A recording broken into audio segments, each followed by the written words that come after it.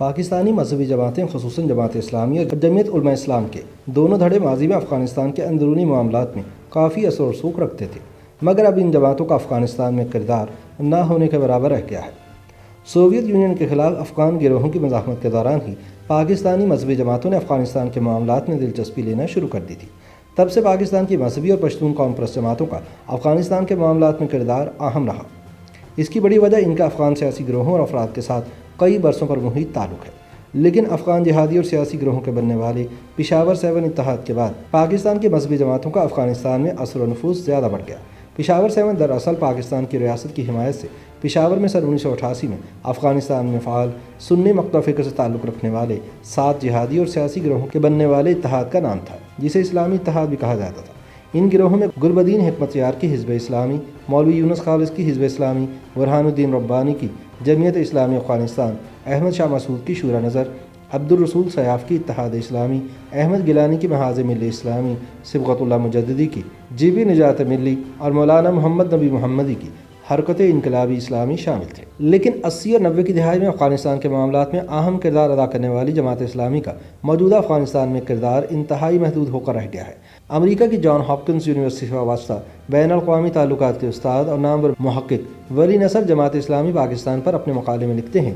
کہ سن 1980 سے 90 تک کے عرصے کے دوران جماعت اسلامی کے لگ بھگ 72 طلبہ رہنما افغانستان میں سوویت یونین کے خلاف لڑتے ہوئے جان کی بازی ہار گئے، اور ان میں جماعت اسلامی کے سینئر رہنماؤں کے بیٹے بھی شامل تھے۔ پاک افغان امور کے ماہرین کا کہنا ہے کہ جماعت اسلامی کے رہنماؤں کا 80 اور 90 کی دہائی میں افغانستان میں کلیدی کردار ہوا کرتا تھا، اور ان کے افغانستان کے جہادی رہنماؤں کے ساتھ ذاتی تعلقات تھے۔ جنگ کے نتیجے میں جب پناہ گزین لاکھوں کی تعداد میں پاکستان آئے تو جماعت اسلامی نے ان کے کیمپوں میں ان کی فلاح و بہبود کے لیے منصوبے بھی شروع کیے، لیکن ایک جانب جماعت اسلامی کا یہ کردار بھی افغان طالبان کی تشکیل کے بعد ختم ہوتا گیا، تو دوسری جانب 80 اور 90 کی دہائی کے رہنما بشمول گلبدین حکمت یار کا گروہ حزب اسلامی بھی اس طرح مضبوط نہ رہ سکا۔ فروری سن 2014 میں افغانستان کے اس وقت وزیر خارجہ صلاح الدین ربانی نے امیر جماعت اسلامی سراج الحق کو ٹیلی فون کر کے دورہ افغانستان کی دعوت دی تھی، مگر یہ دورہ نہ ہو سکا۔ ماہرین کا کہنا ہے کہ سن 1996 میں افغان طالبان کی جانب سے کابل میں حکومت تشکیل دینے کے بعد جماعت اسلامی کا کردار اختتام پذیر ہو گیا، اور اس کی جگہ دیوبندی مقتدہ فکر کی دوسری پاکستانی مذہبی جماعتوں خصوصاً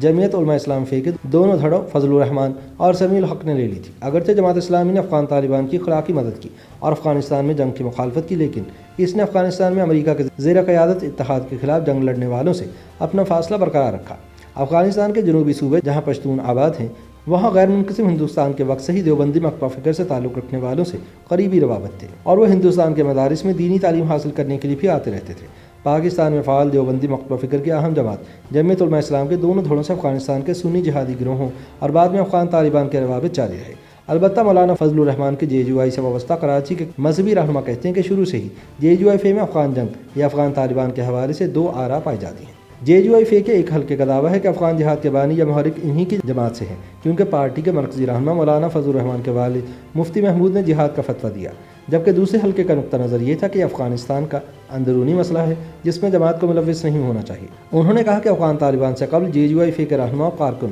افغانستان میں دیوبندی نظریات کے حامل افراد یا جہادی تنظیموں کے ساتھ بھرپور تعاون کیا کرتے تھے۔ ان کے بقول ان گروہوں میں سب سے قریبی تعلق جلال الدین حقانی اور کمانڈر ارسلان رحمانی سے رہا، جو 1992 میں کراچی کے نشتر پارک میں JUI سندھ کے جلسے میں بھی شریک ہوئے۔ اپریل سن 2010 میں JUI کے تحت نوشہرہ میں منعقدہ عالمی دیوبند کانفرنس میں افغان طالبان کے امیر ملا محمد عمر کو بھی دعوت دی گئی تھی، جس پر طالبان کے وزیر اعظم کے طور پر معروف ملا محمد ربانی کی قیادت میں طالبان وفد نے شرکت کی اور ملا محمد عمر کا پیغام بھی پڑھ کر سنایا تھا۔ JUI نے متحدہ مجلس عمل کے پلیٹ فارم سے 2002 کے عام انتخابات میں خیبر پختونخوا اور بلوچستان میں کامیابی حاصل کی تھی۔ چند ہی برسوں میں JUI نے افغانستان کے معاملات اور طالبان کی حمایت کی بجائے پاکستان میں پارلیمانی سیاست پر اپنی توجہ مرکوز کر لی تھی۔ افغانستان کے اس وقت کے صدر حامد کرزئی کی دعوت پر 2013 میں مولانا فضل الرحمان نے کابل کا دورہ بھی کیا، جو 90 کی دہائی کے اواخر کے بعد ان کا افغانستان کا پہلا دورہ تھا۔ البتہ JUI کے گڑھ سمجھے جانے والے صوبہ بلوچستان کے پشتون اضلاع میں جماعت کے اندر ہی افغان طالبان کی حمایت اور مخالف کے معاملے پر دھڑے بندی تھی۔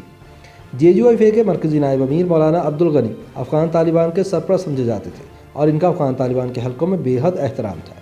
انہوں نے افغانستان کے دورے بھی کیے، جہاں انہیں بھرپور پروٹوکول ملا۔ اکتوبر سن 2011 میں مولانا عبدالغنی چمن کے علاقے میں ایک ٹریفک حادثے میں جاں بحق ہوئے تو افغان طالبان کا ایک وفد ان کے جنازے میں بھی شریک ہوا۔ دوسری جانب اس وقت JUIF بلوچستان کے امیر مولانا محمد خان شیرانی اور ان کے ہم خیال رہنما شروع سے لے کر آج دن تک افغان جنگ میں JUIF کے کردار کے خلاف رہے اور کھل کر طالبان کی مخالفت بھی کرتے رہے۔ افغان طالبان کے خلاف سخت گیر موقف پر مولانا محمد خان شیرانی پر متعدد مرتبہ قاتلانہ حملے بھی ہوئے، جبکہ سن 2004 میں ایک حملے کے بعد انہوں نے افغان طالبان کے کمانڈر ملا داد اللہ پر الزام بھی لگایا۔ مولانا شیرانی کی افغان طالبان کی مخالفت کے سبب بلوچستان کے طالبان حامی رہنماؤں نے JUI نظریاتی کے نام سے دھڑا تشکیل دیا اور 2008 کے انتخابات میں کئی نشستیں بھی جیتی۔ خیال رہے کہ JUI نظریاتی دھڑا حال ہی میں دوبارہ JUIF میں شامل ہوا ہے، جبکہ مولانا شیرانی کو کچھ عرصہ قبل مرکزی قیادت نے پارٹی سے نکال دیا تھا۔ خیبر پختونخوا کے شہر نوشہرہ میں واقع دارالعلوم حقانیہ کوڑا کھٹک کے تعلق کی وجہ سے مولانا سمیع الحق مرحوم افغان جہاد کے پرزور حامی اور بعد میں طالبان کے سرپرست بھی سمجھے جاتے رہے۔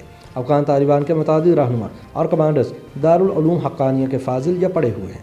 میڈیا رپورٹس کے مطابق افغان طالبان نے افغانستان میں جب اپنی حکومت تشکیل دی تو کابینہ کے 8 وزراء دارالعلوم حقانیہ سے فارغ التحصیل، جبکہ کئی طلباء طالبان دور حکومت میں مختلف صوبوں کے گورنر، شرعیہ عدالتوں کے جج اور کمانڈرز کے فرائض سر انجام دے رہے تھے۔ افغانستان کے سیاسی مبصرین کا کہنا ہے کہ پاکستان کے مذہبی اور پشتون قوم پرست جماعتیں افغانستان میں عوامی سطح پر غیر مقبول ہیں۔ کابل میں مقیم سیاسی تجزیہ کار احمد خان نورزئی کا کہنا ہے کہ 80 اور 90 کی دہائی کے حالات سے واقف افغان عوام پاکستان کی مذہبی جماعتوں خصوصاً جماعت اسلامی اور JUIF کے کردار کے سخت ناقد ہیں۔ انہوں نے کہا کہ افغانستان کے پشتون اکثریتی صوبوں میں مذہبی رجحانات کے سبب پاکستان میں دیوبندی مقطع فکر کے مدارس کی وجہ سے JUIF کے لیے ہمدردی پائی جاتی ہے۔ YouTube پر گوگلی نیوز دیکھنے کے لیے youtube.com کی سرچ بار میں گوگلی نیوز TV ٹائپ کریں۔ گوگلی نیوز کے پیج پر سرخ رنگ کے سبسکرپشن والے بٹن پر کلک کرنا نہ بھولیے۔ YouTube پیج پر اپلوڈ ہونے والی ویڈیوز سے باخبر رہنے کے لیے بیل آئیکن پر کلک کیجیے۔ آپ کو ہر نئی ویڈیو کے بارے میں نوٹیفیکیشن موصول ہو جائے گا۔